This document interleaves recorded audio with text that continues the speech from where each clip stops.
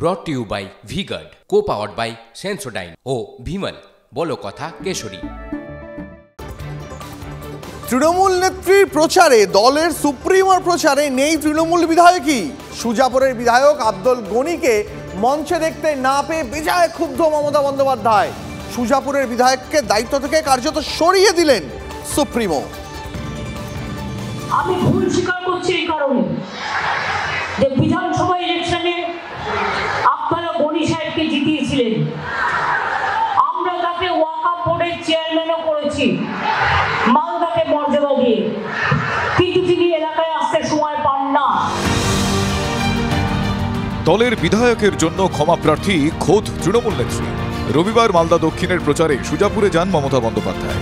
তাৎপর্যপূর্ণ বিষয় হল, খোদ মমতা বন্দ্যোপাধ্যায়ের সভায় উপস্থিত ছিলেন না স্থানীয় বিধায়ক আব্দুল গনি। জেলা তৃণমূলের একাংশের দাবি, বিধানসভা ভোটে জেতার পর থেকে গনিকে তাঁর কেন্দ্রে সেভাবে দেখাই যায়নি। গত পঞ্চায়েত ভোটের প্রচারেও ছিলেন না। এবার লোকসভা ভোটেও তৃণমূলের প্রচারে সুজাপুরের বিধায়ক অনুপস্থিত। এদিন নিজের কেন্দ্রে তৃণমূলের প্রচার সভায় গনি না থাকায় ক্ষোভ লুকিয়ে রাখেননি মমতা বন্দ্যোপাধ্যায়। গত বছর মালদা এবং মুর্শিদাবাদ নিয়ে মুখ্যমন্ত্রীর প্রশাসনিক বৈঠকেও অনুপস্থিত ছিলেন সুজাপুরের বিধায়ক। আমি ভুল স্বীকার করছি এই কারণে যে বিধানসভা ইলেকশনে আপনারা গনি সাহেবকে জিতিয়েছিলেন, আমরা তাকে ওয়াকফ বোর্ডের চেয়ারম্যানও করেছি মালদাকে মর্যাদা দিয়ে, কিন্তু তিনি এলাকায় আসতে সময় পান না। তাই এবার থেকে সিদ্ধান্ত নিলাম, এই জায়গাটা ওনার কেন্দ্রটা আমি নিজে দেখবো, আশিস দেখবে, বাদ বাকি দায়িত্বটা আমি দেখে নেব। আমাদের এখানকার যিনি বিধায়ক, তিনি শারীরিকভাবে বিভিন্ন অসুস্থতার জন্য বেশ কিছুদিন যাবৎ তিনি হয়তো বিভিন্ন জায়গায় আসতে পারেননি। তো স্বাভাবিকভাবে মানুষের একটুখানি এমএলএকে পাওয়ার ক্ষেত্রে একটু অসুবিধা হচ্ছে। সেক্ষেত্রে দিদি বলেছেন সুজাপুরটা দেখে দেওয়ার জন্য।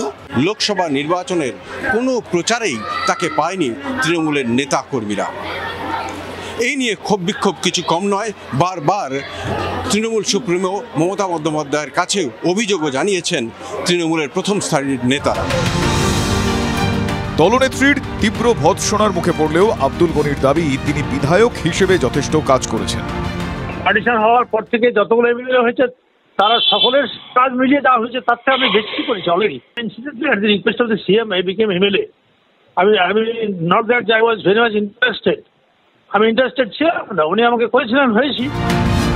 দলীয় বিধায়ককে নিয়ে মমতা বন্দ্যোপাধ্যায়ের এই বক্তব্য নিয়ে পাল্টা কটাক্ষ ছুড়ে দিয়েছে বিজেপি।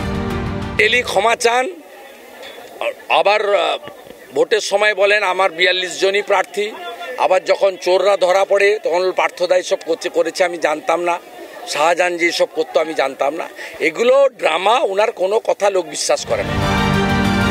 রাজ্যে পরিবর্তনের পর ওয়াকফ বোর্ডের চেয়ারম্যান হন আব্দুল গনি। 2016 বিধানসভা ভোটে হাওড়ার জগৎবল্লভপুর থেকে প্রথমবার তৃণমূলের টিকিটে জেতেন হাইকোর্টের প্রাক্তন বিচারপতি। গত বিধানসভা ভোটে তাঁকে হাওড়া থেকে সরিয়ে মালদার সুজাপুরে প্রার্থী করে তৃণমূল কংগ্রেস। 21 ভোটে রাজ্যের মধ্যে সর্বোচ্চ ব্যবধান 1,30,163 ভোটে জয়ী হন আব্দুল গনি। গনি খানের জেলায় এবার আরেক গনি শিরোনামে। মালদা থেকে শুভতোষ ভট্টাচার্যর report, TV9 Bangla. Brought to you by V-Guard, co-powered by Sensodyne ও ভিমল বলো কথা কেশরী।